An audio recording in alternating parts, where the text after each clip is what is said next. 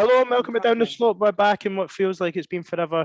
What has it been, about 10 days or so since our last recording? We're now over the 3-week mark since Hibs last played. 3 weeks ago yesterday was the pumping at home to Celtic.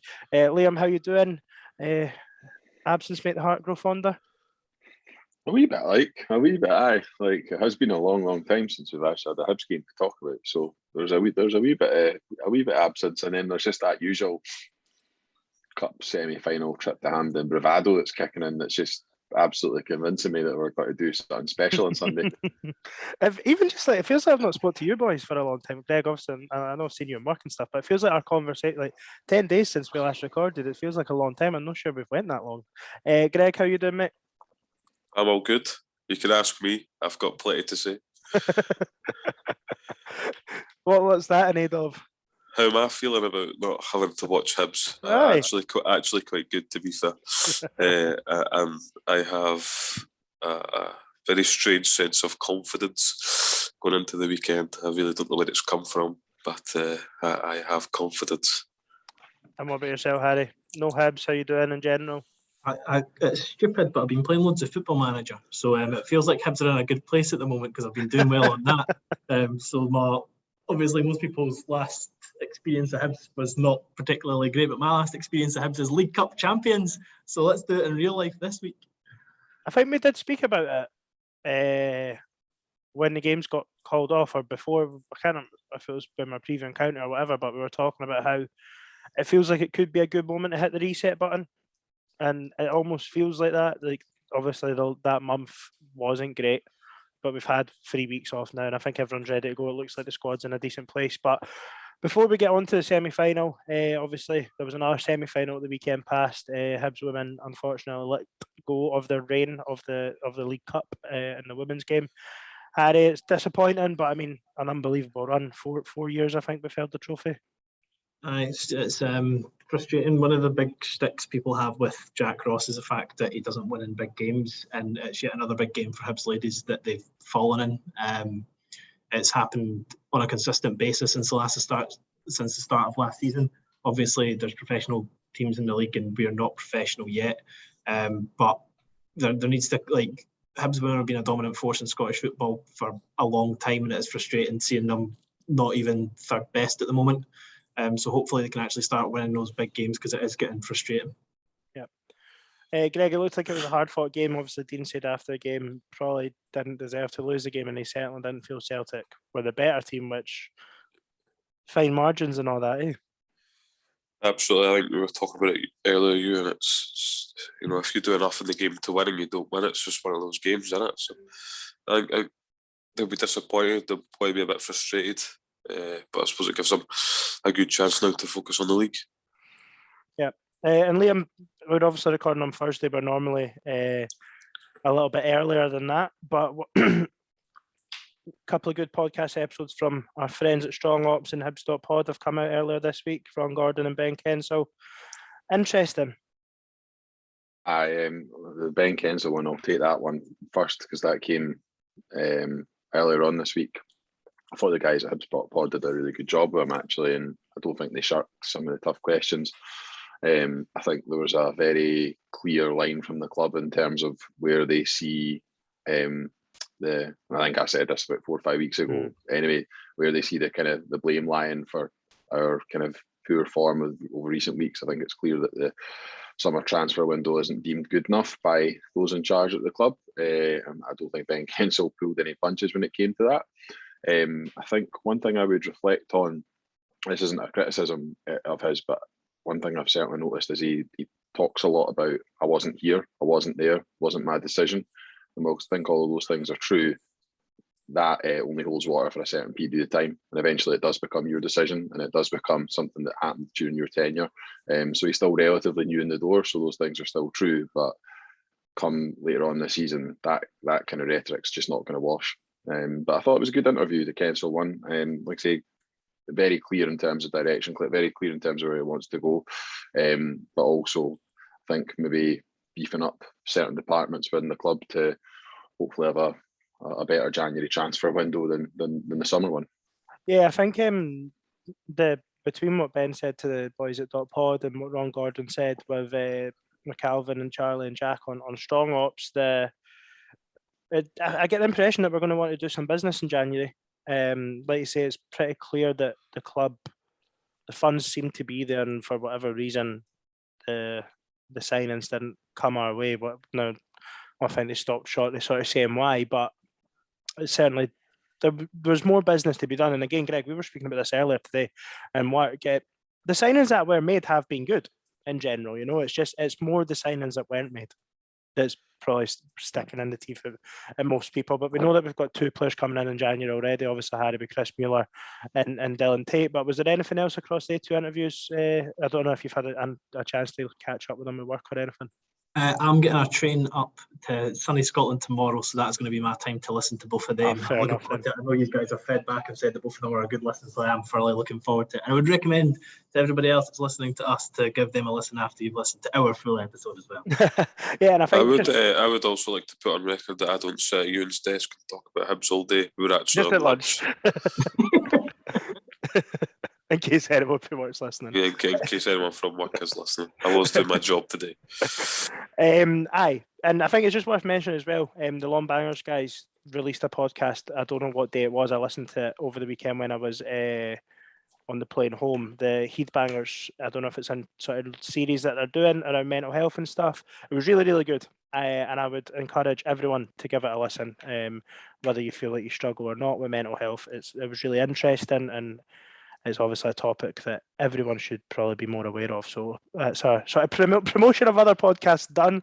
Hibs women, like we say, it was a disappointing result, but yeah, Jack Ross has been in the door 2 years. Was it 2 years on Monday? 2 years on Monday, 2 years on Tuesday. Liam, sticky period before the enforced break. Where are we at with the sort of 2-year project so far of Jack Ross's tenure? I think I heard the guys on Long Bangers do this, and I think they gave it marks at 15, and I probably wasn't a million miles away from what they were saying. I think the 2 years as a total, and Greg's going to lambast me for this, but I think somewhere between a 10 or 11 out of 15.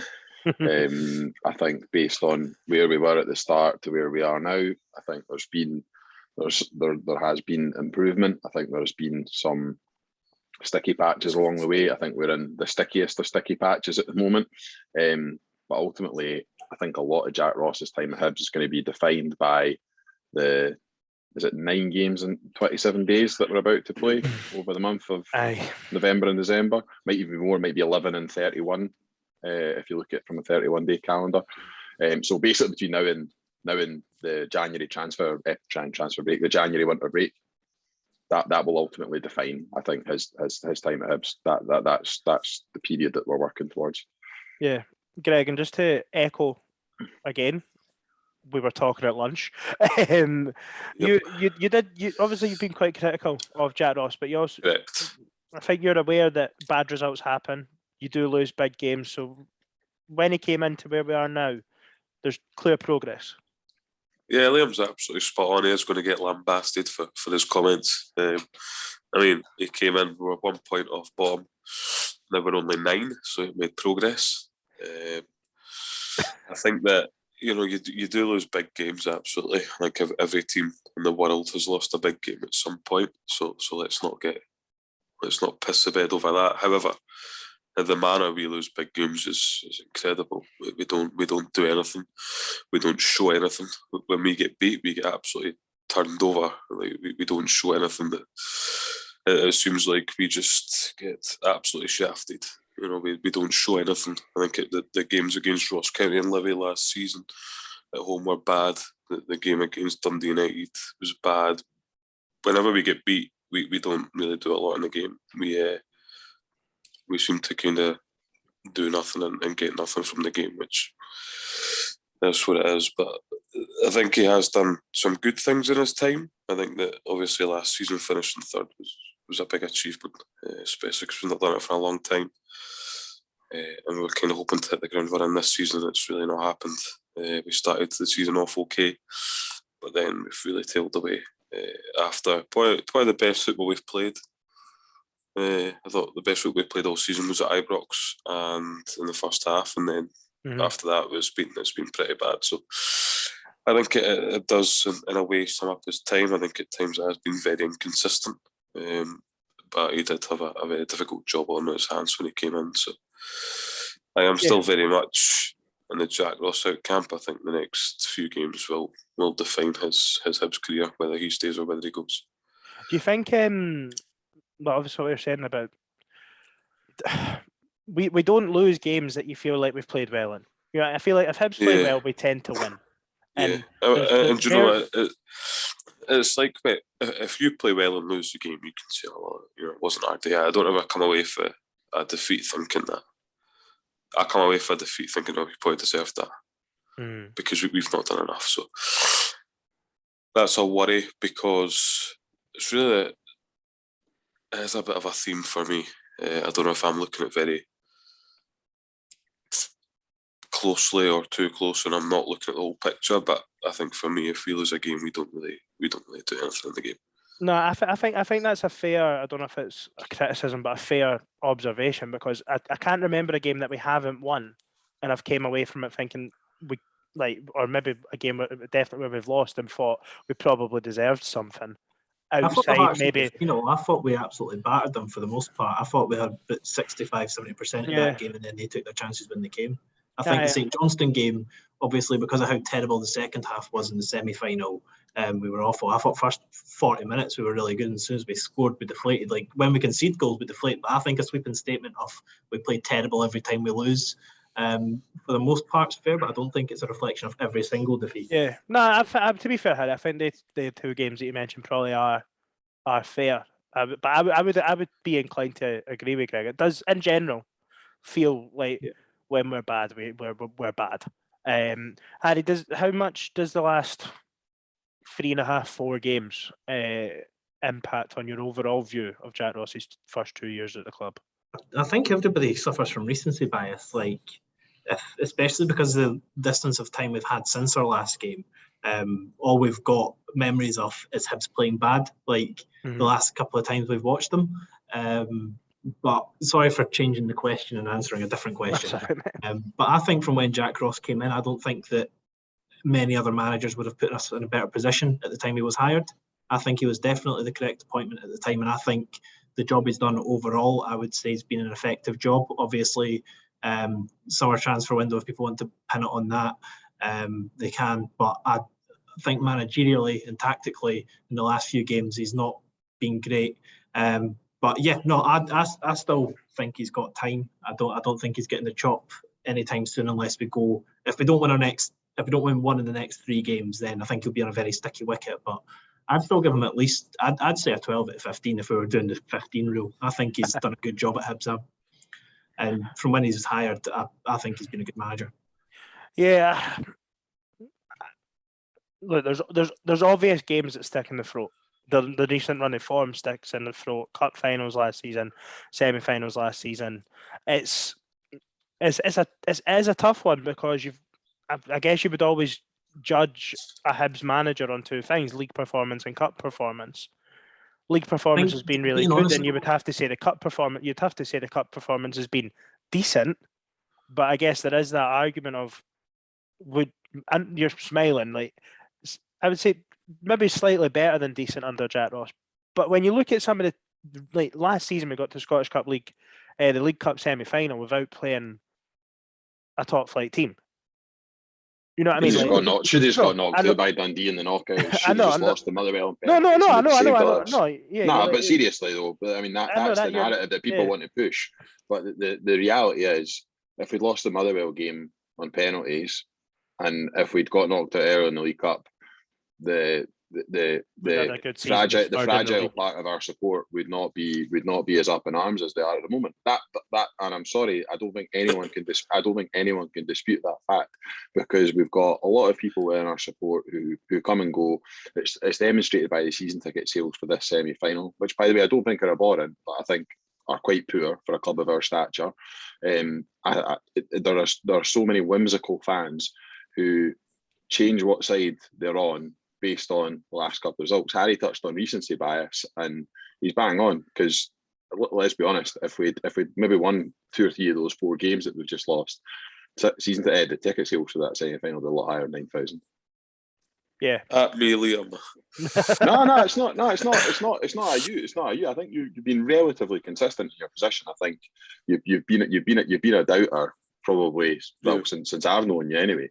But I think in fairness, I think there are a lot of people who flop in and out and say, "Oh, I've been consistently Jack Ross out," and it's like, well, you weren't saying that at the start of the season when we went 7 unbeaten.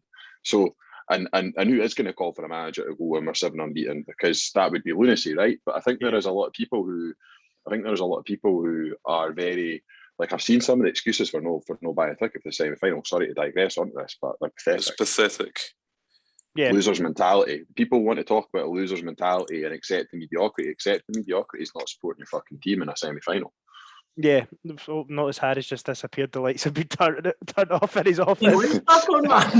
Harry's accepting mediocrity by not having any lights in his office. Harry's an armchair fan these days, anyway. It's interesting what you say there, Liam. With the I left the country, we've no won a game up here. with a 7-game unbeaten start, obviously the 4 defeats have came on the spin. If you were to look at if you hadn't seen a game, you didn't know the result, you just looked at the league table, you would just say that Hibs have been incredibly inconsistent this season. You've played a quarter, you've played everyone, you've won 4, you've drawn 3, you've lost 4. You know, it doesn't get any more in the middle than that, really. But the nature of the games and the way that they've came has definitely clouded it.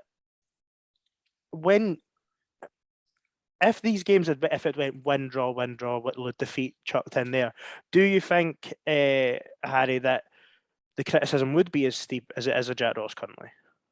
Even if the results were the same, but they were not on the back of each other. Yeah, no, I think you made a good point, because if we'd started the game with 4 straight defeats and then we'd flipped it and we went on a 7 unbeaten run, we'd all be absolutely buzzing heading into the semi-final. So as I said, like it is like, defeats in football are never acceptable, and getting 3 points out of 12 sounds substantially better than getting we've got 0 points out of 6. Like, it's the fact that we've not got a single point in that group to pull out one positive. But another thing, I think, when you've got a rival like Hibs do, if Hearts were sitting 3 points behind us, Hibs fans wouldn't be as pissy as they are now.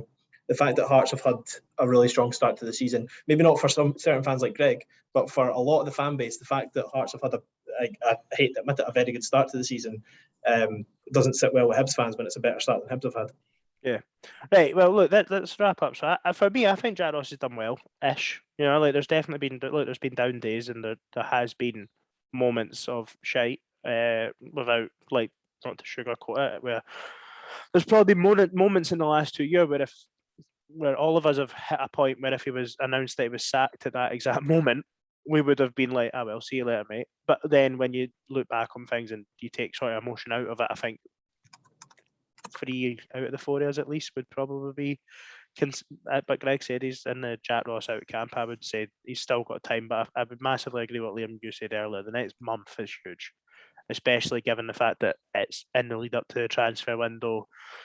And then, like we say, it seems like we're preparing for a big transfer window from what Ben Kensel and Ron Gordon have said in the last few days. I would expect us to do business. We already know that Dylan Tate and Chris Mueller are joining us in January. So we'll see how that goes in when the time comes. But it's semi-final weekend. Hibs haven't played in 3 weeks. We're all looking forward to this weekend. Like you touched on, Liam, the ticket sales haven't been great, but just how much are you looking forward to Sunday? I am looking forward to, like, just think that whole absence of, like, not having watched your team for such a long time and hammed in a day out. Like, it's what football's all about. That's what football's all about, man. Like if you can't get excited about a semi-final, you can't get yourself up for a semi-final, irrespective of what run of form you're on, you're a loser. Like, I've not got any better words to summarise it. I've been to watch some terrible Hibs teams in semi-finals, and I've always went into the games and thought, got a chance. I've also been to watch some really good Hibs teams in semi-finals. I mean, the one against Falkirk under Stubbs sticks out in the memory. I know it's a Scottish Cup, but, you know, went into that game full of confidence, and 99 times out of 100 we win that game. And we didn't. Yeah. The cards did not fall in our favour that day. We didn't win that game. But I think folk just need to just give themselves a wee kick up the arse. And I know that's really easy coming from me because I know that there's lots of different reasons that people aren't excited about it, but just give yourself a wee kick up the arse ahead Sunday and get involved, because I've just got a feeling, I've got a feeling about Sunday. I've got a really positive feeling about Sunday. See, to be fair, see if I can get up for it, anyone can get up for it. Like, I've probably been the most vocal about how pissed off I am with Hibs lately. And it's been wholly unacceptable, beyond unacceptable. However, it's a semi-final. Like, I don't understand it. How can folk not be excited for that, regardless of how the team's playing? You know, you go to Hampden, however many fans are there, I don't really care. The folk across the city are obsessed with attendances. They absolutely love it. They are strange people. So yeah, who cares how many Hibs fans are there? Like, you know, it really doesn't make one iota of difference. But we're all going to have a class day, I think. You know, we've got a bus running.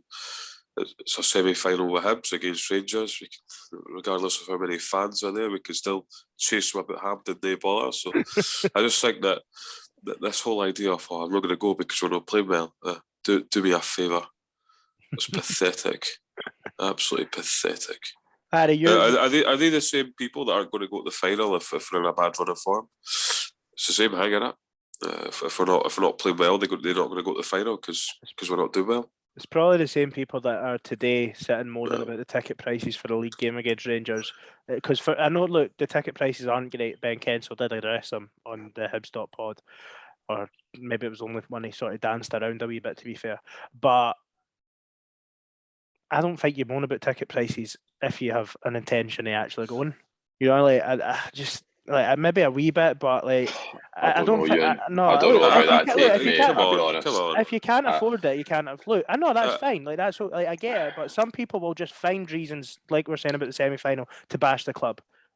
I'm going, and I think the ticket prices are the ticket prices are too high, but I think a lot of people, like Liam said earlier, will just find a reason to be pissed off, and they'll find a reason not to go. They'll find a reason not to go to the semi-final. I mean, look, we spoke as soon as the draw got made. The four of us spoke. The three of us, Harry, were at the women's derby, and we said we'll no sell over 12,000 tickets for this semi-final. It's not a historic. It's normal for us to do that. Look at the last two times we've been at Hampden, in person, obviously out with last season. Celtic twice in the League Cup. We sold virtually about the exact same amount of tickets as we have for Sunday coming. It's not a surprise. And those over the road, like you say, Greg, they're obsessed with it, but they're no better. Go and look at them when they played Rangers 2 years ago at Hampden. They sold almost the exact same amount. They didn't even sell out free stands at Easter Road for a League Cup semi-final in their own fucking city. So they can fucking pipe it. Anyway. And they've also employed Graham Ricks as a manager, so I'll not be taking any lessons off them. Right. Anyway, Harry, you're coming back up to Scotland for your first time since you moved down. Train up tomorrow. Just how much are you looking forward to this weekend? Mate, I'm buzzing. I actually wait to drink water. Like, water in Scotland is class, and it's absolutely honking down here. Hope you leave that mustard jumper in the house, like. Mate, I'll be leaving your jaw on the floor after I see you clown. Big words from Specky. Nah, genuinely, real talk. I don't actually think I've ever been more excited to come home in my life. I've really missed Scotland since moving down. And for me, as the guys have said, it doesn't take a genius to say. I think that cup runs, when you get to the big stage, I think that is genuinely what being a football fan's about. I'm going with some of my closest mates, you guys as well. Obviously included. Cheers, Harry. Cheers, Harry. Come on. Bracket. Well, you were before Greg berated my jumper. That's what pals do, Harry. Close pals, I may add.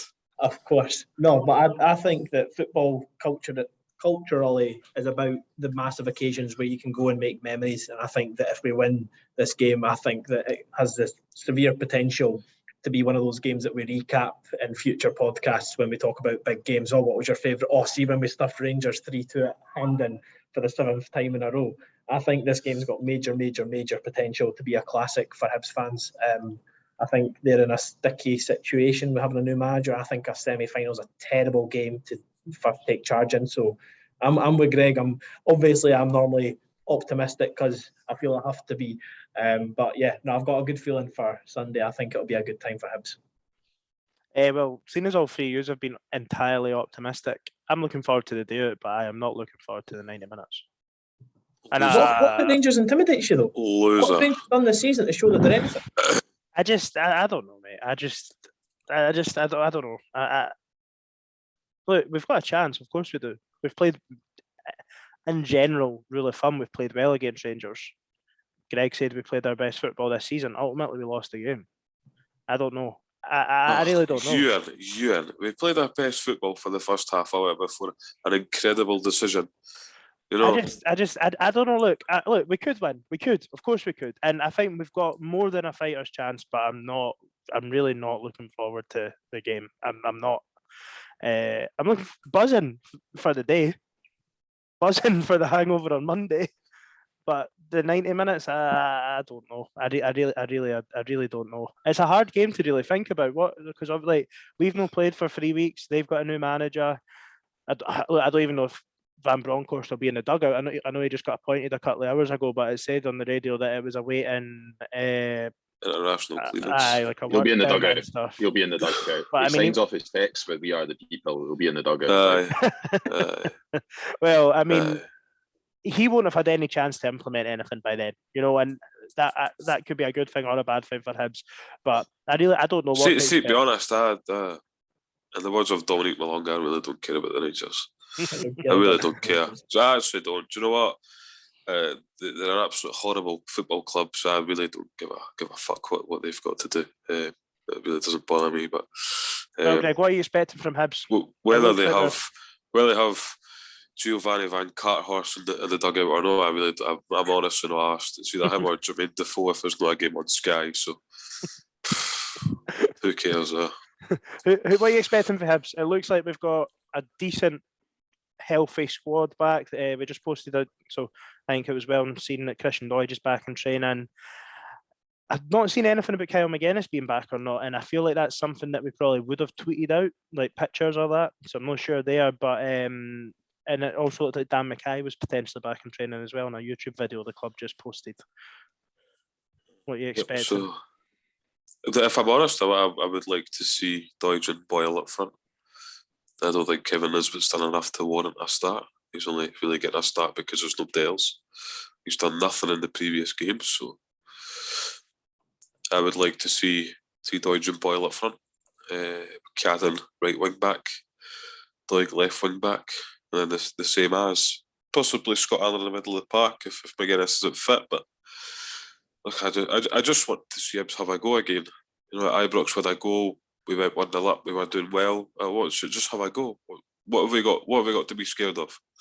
What have we actually got to lose here? Nobody's expecting it. So what have we got to lose? Yeah. Just go gung ho. Fucking smash them for the first minute to the last. Liam, what can we take from the game at Ibrox? Check if we approach the game the same, we've got a good chance. Not just the game at Ibrox, it's all the games against Rangers really from last season and this season. We're more than capable of competing with them on our day. We need to turn up. If we turn up, we'll give them a game. We need a good referee. I think that's absolutely vital because we've not had a good referee for the last 5 games.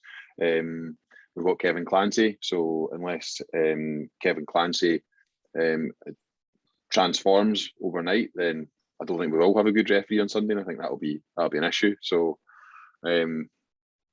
let's fingers crossed he manages to find in our favour. I know the Rangers fans aren't a massive fan of Kevin Clancy. Probably something. Are Rangers fans a fan of anything today with anything that isn't the Rangers? I think the reason Rangers fans don't like him is possibly his name. That's how they work out who they do and don't like. What school he went to. No, I mean I think you know, I don't want to get too hit up about officials, but it's been a key talking point the last 5 times we've played them. So it's fair. We need to be able to compete with them in the first place for the officials to be the thing that makes the difference. Yeah. But I think we can do that. Absolutely, even though we're in a really poor run of form at the minute, I think we can do that. I think we've got the players that can do that. I think we've got a system that can do that. Big pitch at Hampden as well. I think we need to use the width that we have within our team and try and stretch them as much as possible. I think Rangers play relatively narrow, but with kind of 2 full backs that kind of provide their width. All their forwards kind of play narrow. I don't think I'm going to call him Van Stonchorst because I think that's absolutely class. I don't think Van Stonchorst is going to change that overnight. I think it'll be a really similar team to the one that we're used to seeing. So let's go and let's have a go at them. Yep. Harry, what about you? Greg's reference that he'd like to see Christian Doidge and Kyle Magennis, if fit to start, come straight back in.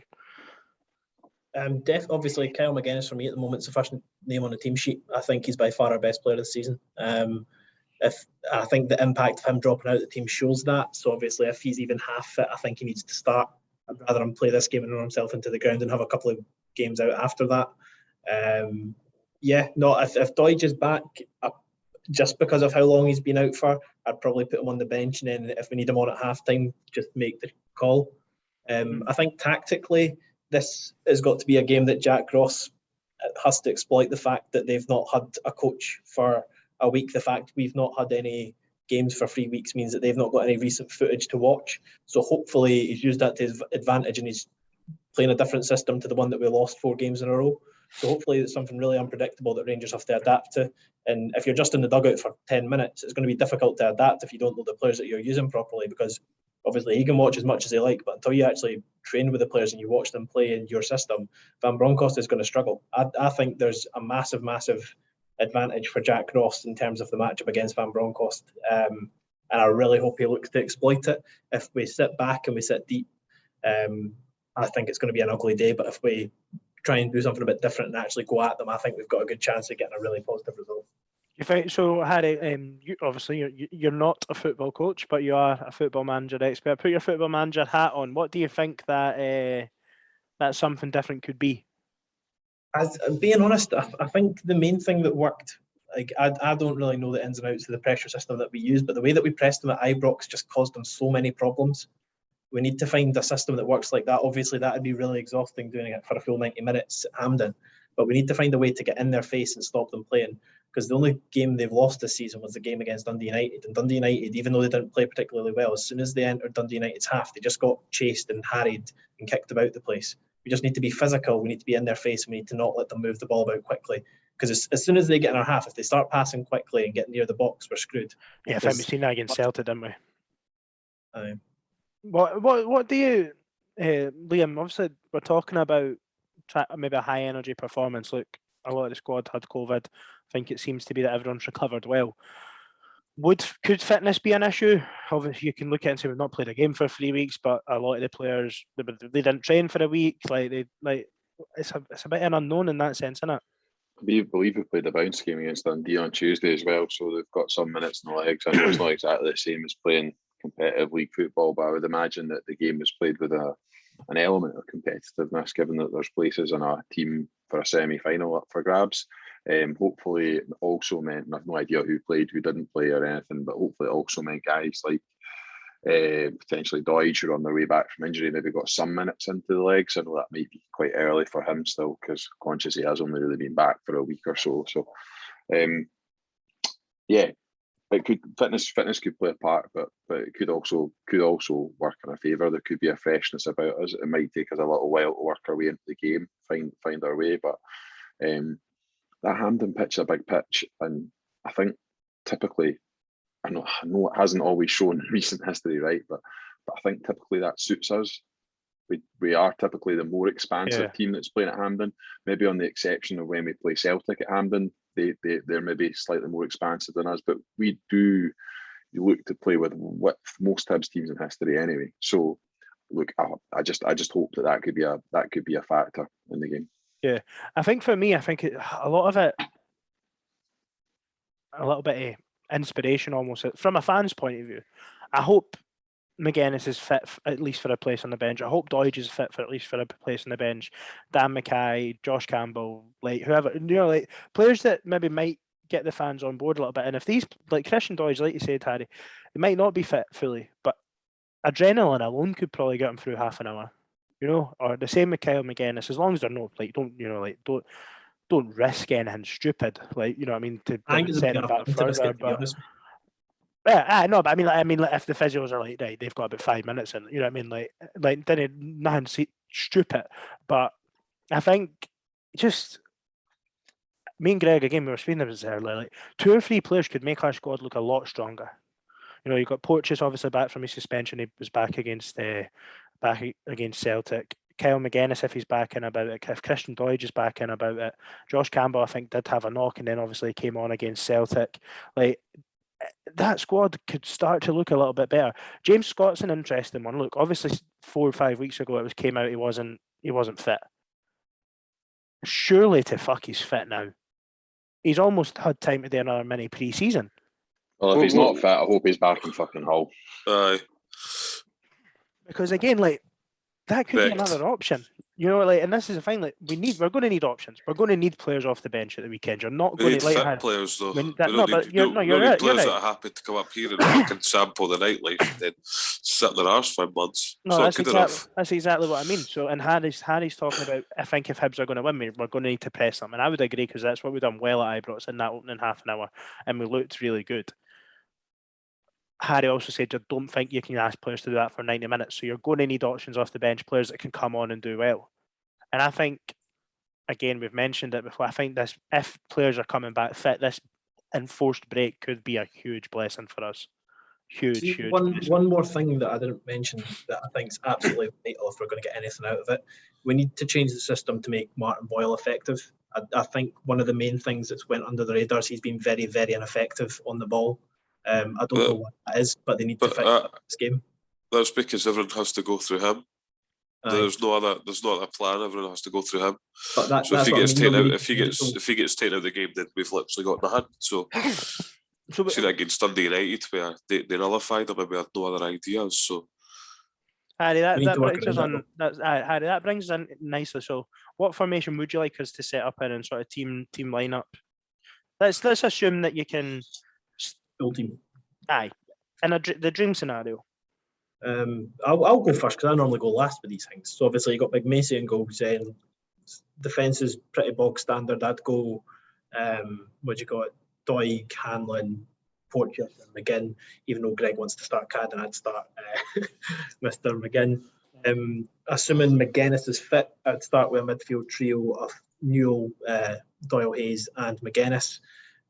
If Magennis isn't fit, I wouldn't start with a midfield 2 of Newell and Doyle Hayes because I don't think it works. I would choose one of the 2 of them.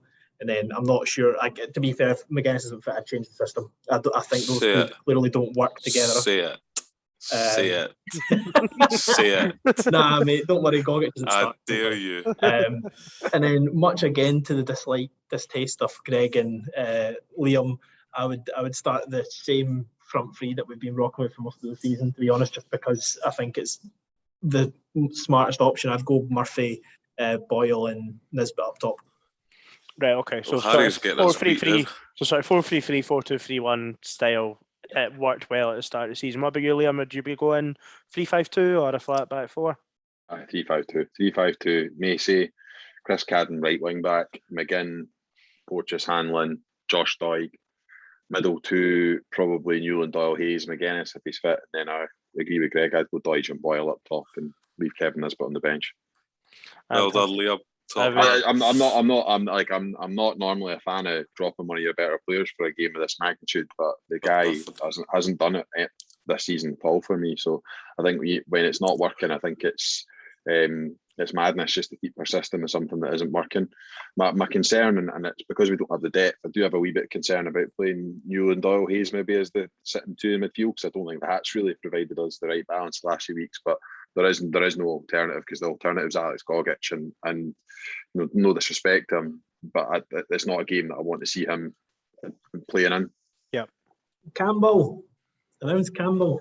Oh, well, if Magennis isn't fit, that's who I'd play in the 10. I'd play Josh Campbell in the 10 based on 45 minutes against Celtic when the game was dead. But that's where we're at with the squad at the moment. I probably would play him. I'd maybe even go 3-4-3 and play Jamie Gullen if we're that short. But that's where we're at now with the squad. We're relying on guys who probably shouldn't be in the first team. Greg, there's not been a mention of Scott Allen yet. I actually mentioned him earlier. I meant from Harry and Liam in their starting 11s. Yeah, he doesn't get a look enough. Magennis is fit, to be honest. If Magennis isn't, Josh Campbell's probably a good shout. I don't think I Allen's would done it agree. enough. I would agree. I don't think Allen's done it enough this season either. I think folk are expecting performances for fucking 4 years ago. Let's be realistic, you know. No, I would agree. I'd start Josh Campbell over Scott Allen. Really. And I'm not saying that Scott Allen's not done decent things this season. I think his goal contributions have been okay, but there's he drifts out of games too when, easily. When he plays, the balance isn't right. Like the gaps in the midfield when like he's so high up the park. I think. Don't get me wrong, he was good against St Mirren when he was playing like left midfield or whatever. So certainly a better option than Jimmy Murphy. That boy's finished. I don't necessarily agree with that, but I personally see Scott Allen. I see Scott Allen the rest of this season as being an impact sub. That's where I see him. I don't see him as a player that will start very many games. I think if we need a goal, we need some creativity. Bring him on, but I don't think you can get away with playing Scott Allen in games where, especially, it's totally contradictory because he started at Ibrox in arguably what was our best 30 minutes of football. But I don't think he did a lot in the game though. No, but I know. But what I was just about to say was I don't think you can get away with playing him in these types of games. But the evidence would suggest maybe you can. But for me, he's not done enough to justify his place in the team as far as I'm concerned. And I just don't think the balance looks right. There's huge holes in the midfield when he plays between himself and Joe Newell and Jake Doyle-Hayes. For me, I'd be looking at 3-5-2. If Magennis is fit, he plays. If Christian Doidge is fit, is it even realistic to think he'd be fit to start? We're not. We're purely basing this off if he's fit, regardless of if he's able to. If he's fit, then my team is exactly what Liam picked. If Christian Doidge isn't fit, then I would start Nisbet up front with Boyle. If he's not fit, Nisbet has to play. So it's like, you know what I mean? Like that's the thing. I really don't want to see if Nisbet doesn't play. I don't want to hear any outcries of you can't leave a player like that on the bench because he may as well sat on the bench for weeks now because he's done absolutely that. Yeah, I think the big thing for me is we need to find a way where we go 3-5-2. Anytime we've played 3-5-2 against Rangers tends to be the games we play well. It lets you match up against their 4-3-3 almost man for man, and it comes down to the players who wins their quote unquote individual battles. You know, for me, that's what it comes down to. The two strikers occupy the centre halves, the wing backs take the full backs, their three forwards are three centre halves, midfield three. I think that sets us out well. And I think it's a way that we can win the game. As much as I said earlier, I am a bit nervous. Before we wrap up and we move on to Liam's League Cup Guess Who, because I think that was pretty successful a couple of weeks ago, Liam, when we done it. Score predictions. Harry, have the floor. 3-2. I think Nisbet's going to score. Liam's reaction. You're allowed to share. 3-2 Nisbet's going to score twice, and I think Big Porteous is going to score and he's going to reveal a RIP Steven Gerrard shot after he scores. It's going to be glorious. Oh, could you imagine? Could you fucking imagine? Liam, given your reaction there, is your score prediction by any chance 3-2 Hibs? 3-2 after extra time. Goals? Porteous, obviously. Boyle. And I fancy anyone else to score. Porteous too. Who gets the winner out of the three? Ryan Porteous, obviously. Ryan Porteous. Greg, score prediction? 2-0 Hibs. I want Magennis to score first so we can sing his song for about like 90 minutes. And it'll be a bit like the Scotland game. We have to soak up a bit of pressure when we hit them on the break. We pick out a good pass in the final third for a change. And I think Boyle will score. But I would absolutely love to see Ryan Porteous score. That would be peak. Yeah, I think if you could pick, I think if I could pick two players to score, it would be Christian Doidge and Ryan Porteous. Doidge, because Ryan Porteous usually throws himself at the ball for corners, but I think he'll be going OTT on Sunday just to prove a point. Just to clarify, you mean winning the ball in there, no going OTT with tackles? Anything. I don't care. I can pick 2 players to score. It's Ryan Porteous and then Ryan Porteous again. I'll go as much. Or our as good buddy Jake Doyle Hayes, just to get it right up them. Yeah. He won't be liked. I'm gonna go score prediction 2-1 Hibs. Fuck it. 2-1 Hibs. 2-1 Hibs. Nah, because don't do that, right? Because I don't actually think we've had a 2-1 Hibs all season in the league. I'm not even saying it because he 2-1 Hibs. I'm just extra time as well. I can see it going extra time. I can see that happening. I don't know why. Look, Rangers are a good team, but I don't know. I can see it going extra. I think Hibs will score first. I think Rangers will equalise fairly late on, and Hibs will win it in extra time. Probably for a cross though, because we don't defend crosses. Ryan Porteous, corner late on in extra time, already been booked, jumps into the crowd, second jelly, red card, misses the final, doesn't give a flying fuck, goes completely OTT with the celebration and gets it right up every single one of them manky bastards. I actually don't think he would go OTT the celebration. I think he'd do something very subtle. He would just stand. Oh no, I want him to They can't just stand there like that. No reaction. Hopefully they'll can't dive into the crowd with his studs, but Nah, I think he would just stand there and be like, "Aye, good." Now, you know the Jamie Vardy celebration when he goes and like 2 foots the corner flag? It'd be class if he done something like that. No, that would be good. If only, hopefully, in 72 hours, we will know if any of our predictions have come to fruition. I think we look forward to any listeners that are coming on the bus. We look forward to meeting you if we haven't already. Harry's in charge of making a playlist. I think we put out some requests for that last weekend on Twitter, so make sure you get your shouts in for that, whether you are or aren't on the bus. And yeah, Liam, the floor is yours. Just to caveat that, anyone mentions the word negative and says I'm negative on the bus, we'll be getting off a hot hill. Even your mum. Even my mum, she's off the bus a hot hill and all. Well, welcome to Guess Who, ladies and gentlemen. It's not as funny, it's not as laugh along, it's not as weird tangents as the Harry's Heidi quiz. It's actually just quite serious and boring. So we have a special League Cup themed Guess Who. Now, for those of you who didn't listen along a couple of weeks ago, what the fuck were you doing? But also, here's the rules. I give each of these 3 plebs 5 clues about a Hibs player. They get 1 guess each. If they guess wrong, they're out. If they guess it right, they win.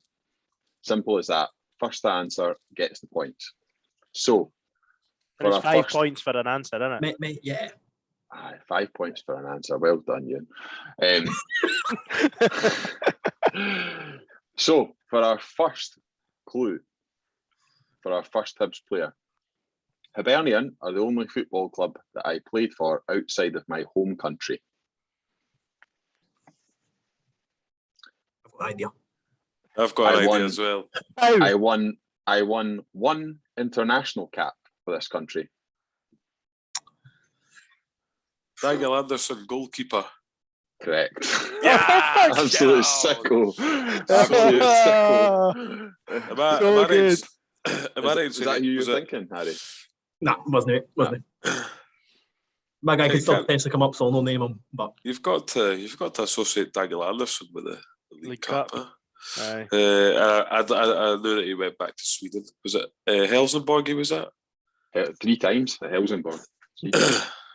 1 cap for Sweden. I think one thing. I think you should just give the other clues very quickly at the end. Aye. I would be interested to hear them. Right. Okay. Well, my next clue, third clue, was. Becky, you're not running this tonight. Let the boy do what he wants. I was going to knock off one jaw, knock off both. Aye, let's go then. Knock your specs off your face. My third clue was going to be boring. I played 41 times for Hibernian. My 4th clue was I'm renowned for saving penalties.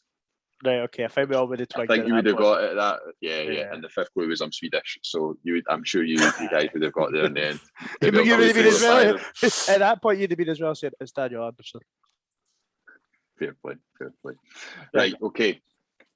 My next one is player number 2. I started my career at Excelsior in the Dutch Eredivisie? Edwin de Graaf. Nope. You're out. God loves a try. Oh, Harry, mate, grow League up. Cup, Harry, man. I played for 2 different national teams.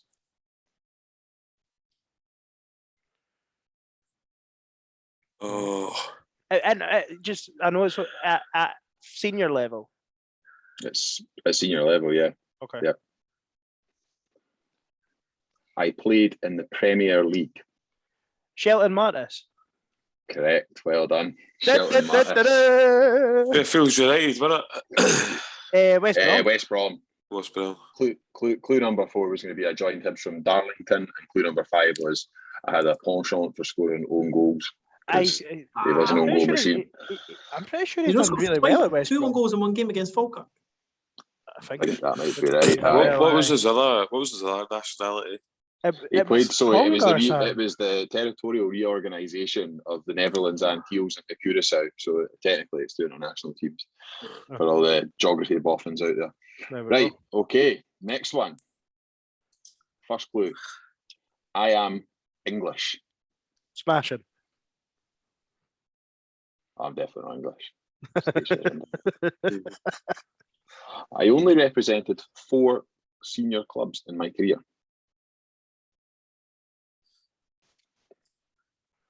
I played for my country, which is England, at under 16 level.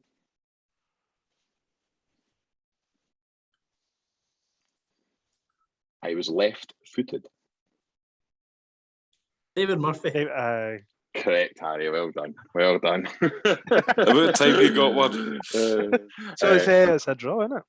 Clue number 5 is I joined Hibs from Middlesbrough. I think you'd have got him on clue number 5. So you've all got one each. Okay, next one. Can I just ask, what was he? So Middlesbrough, Hibs, Birmingham, and He played for Barnsley on loan before he joined us. Yeah. Fair enough. David Murphy, really, ladies and gentlemen. Okay, the next one.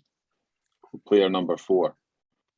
I represented my country at under 21 B level and as a full international. Okay. I played in Scotland, England, and Turkey. Stevie Mellon. Nope. God loves a try. Shut up, Harry. Clue number 3. I went to Craigmount High School.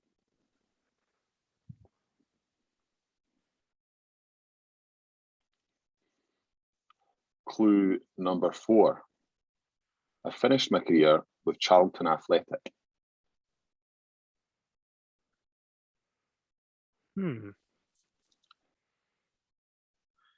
Clue number 5. Yeah, I've got it. Michael Stewart. Correct, Michael Stewart. I started panicking there, like when I realised, like, Who did he play for in Turkey? he went over when Gensler Hearts. Berligi. He went for about 2 minutes and never got paid. I'm sure. Or something. It was when Hearts went down the Swanee. Michael Stewart, of course, famous for scoring that goal against Aberdeen. But that was a League Cup, or was that Scottish Cup? Scottish League Cup. Cup. League Cup against Aberdeen, and then Aberdeen was Scottish Cup. It was League Cup. No, it wasn't Fanny. It was fucking Scottish Cup. It was the replay. Chris Killen scored 2 up at Aberdeen, and it was 2-2. It was a replay. We won 4-1. Get it fucking Rungy. Do you know why I thought it was League Cup? Because it felt really early on in the year. It was it was January. It was a midweek game. It was, trust me, it was Scottish Cup. Fucking good. Right, okay. But okay. He got left out the squad for the I League was Cup going to final, say, didn't he? So that was his famous League Cup thing. He was League Cup reference he could be was sick throwing at his half toys at time, the was he fan. though? He was sick at half time and got hooked. He looked fucking miserable at the end of the League Cup final, man. Get up him. Right, final clue. So you and you've got 2 right. Greg's got 1 right. Harry's got 1 right. So I can't lose. 5. Going into the last round. Well, you could still lose. Back to the old clubs clue. I played for 19 clubs during my career. Really want to go in with an early guess just because he's a prick, but Shite bag if you didn't. no. Played how many? 19 clubs. 19 clubs. Jesus. I returned to one club on loan 4 times. Jesus. Wow. I spent not actually my whole career, but apart from one loan spell, I've spent my whole career between Scotland and England.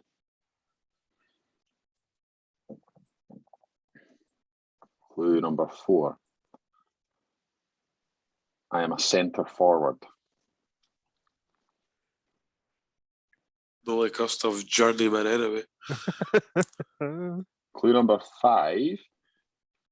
Might need to have some help after this one, but clue number 5. I am currently still playing in the National League North.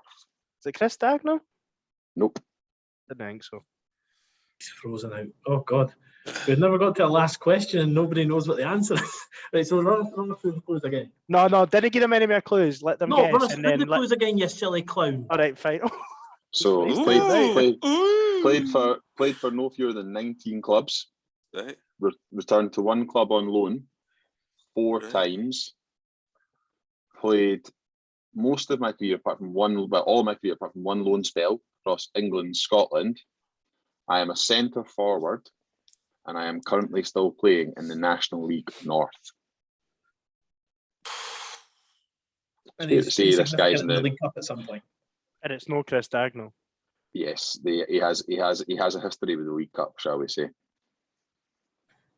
A history? I feel like before any more clues, they two have to guess. Why? This is the whole And point then of we the can game. all get back in. No, the point of the game is 5 clues, Dick. I reckon there's a few listeners that are screaming at this one, like. 9. I'm just going to keep thinking. What? 19. And a history with the League Cup. Oh, no, it's not him.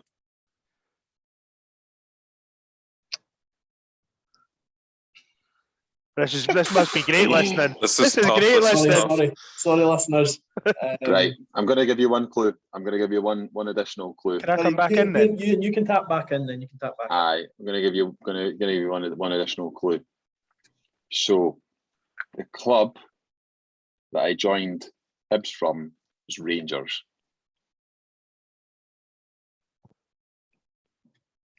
It's not who I'm thinking because he's played in other countries other than Scotland or England. Joined Hibs for Rangers. Well, to be fair, Greg, there is a slight angle on that one. Is it Stephen Dobbie?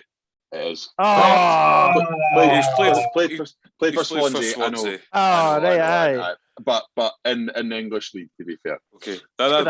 Against Montrose. That was League Cup, but Aye. 9-0. And obviously played in the semi against Rangers. Yeah. Yeah. Okay, that's good. I'm And glad we in the got final there. against Livy.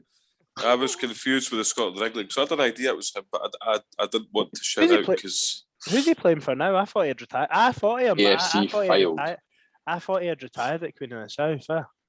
My bad. I thought he was finished. I thought he had hung up. boy's an absolute player.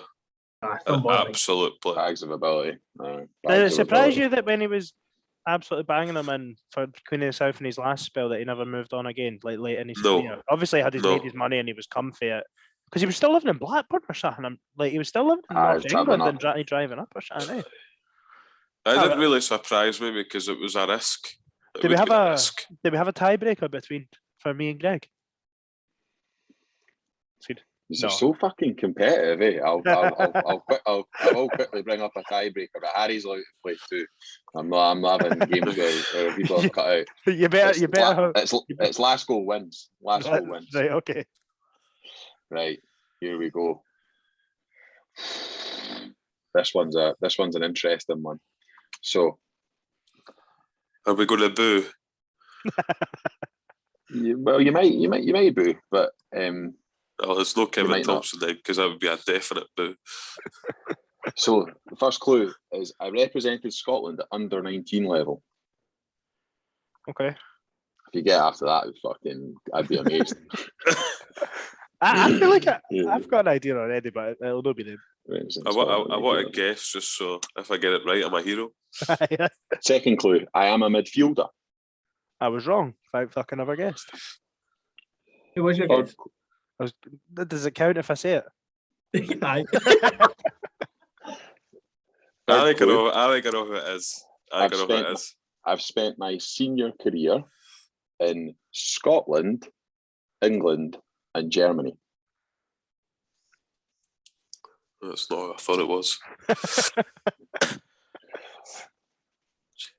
Fourth clue. He's laughing. Fourth clue. I was signed by Hibs as a box-to-box midfielder, but regularly played in quite an attacking role. Everyone always comes to Hibs as a box-to-box midfield, regardless of their position. Fifth clue. I didn't actually end up representing Scotland at senior level. I represented the country of my birth. Jesus. Fucking hell. This is mad. That's And Chris we Getty. might boo. We might boo this guy. Liam, One of you won't. here's the year he played for Hibs. That would give it away. So I'll give you a bonus clue. I'll give you a bonus clue. My most famous League Cup performance didn't come for Hibs. It came against Hibs.